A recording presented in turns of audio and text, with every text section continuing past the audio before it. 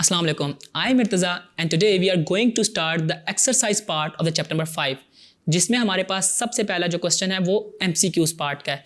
तो आए उनको देखते हैं। हमारे पास फर्स्ट पार्ट है कि earth gravitational force of attraction vanishes at, यानी कि हमारे पास जो फोर्स ऑफ ग्रेविटेशन है वो किस पॉइंट पे ख़त्म होती है। हमारे पास चार ऑप्शन है 6400 किलोमीटर्स, इन्फिनिटी, 42300 किलोमीटर या फिर 1000 किलोमीटर। अब मेरी बात आप गौर से सुनें, देखें जी 6400 किलोमीटर इस वजह से नहीं हो सकता क्योंकि ये रेडियस ऑफ अर्थ है और हमने देखा था कि जी की वैल्यू 1/4 रह जाती है, वैनिश तो नहीं होती ना। अब 42300 किलोमीटर की बात की जाए तो ये तो जियो स्टेशनरी ऑर्बिट है, इस पे भी हमारे पास वैल्यू ऑफ जी कुछ ना कुछ लग रही होती है और सिमिलरली 1000 किलोमीटर तो बहुत ही ज़्यादा स्मॉल वैल्यू है, इसके ऊपर तो लग रही होगी। तो हमारे पास लास्ट ऑप्शन बचता है इन्फिनिटी, यानी कि इस पॉइंट पे हमारे पास जो ग्रेविटेशनल फोर्स ऑफ अट्रैक्शन है वो बिल्कुल ख़त्म हो जाएगी। तो हमारे पास B option is the right one.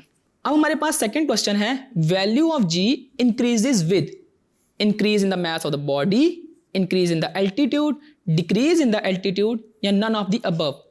आपको ये बात मैंने इस टॉपिक में भी बताई थी कि जो हमारे पास जी की वैल्यू है वो वेरी किस तरह होती है।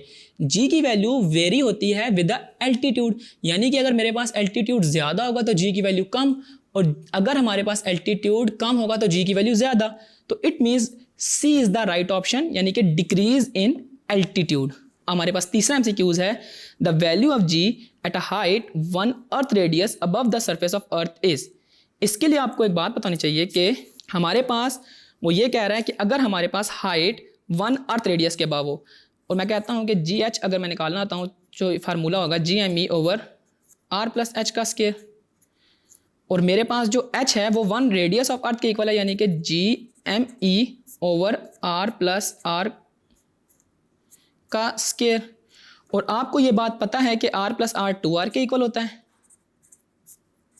और आप इसका स्केयर लें तो ये G M E over 4r square आ जाएगा।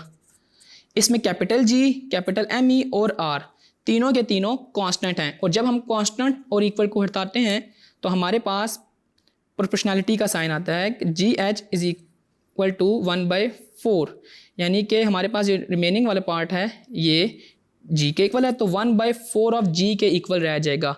तो ये बात आपको पता होनी चाहिए, जो वैल्यू ऑफ जी है कि अगर उसको हम 1 रेडियस ऑफ द अर्थ के ऊपर ले जाएं तो वो 1/4 टाइम्स ऑफ जी के इक्वल रह जाती है। तो हमारा जो राइट ऑप्शन है वो है डी। अब हमारे पास नेक्स्ट है the value of G on the moon surface is 1.6 metre per second square. What will be the weight of 100 kg body on the surface of moon.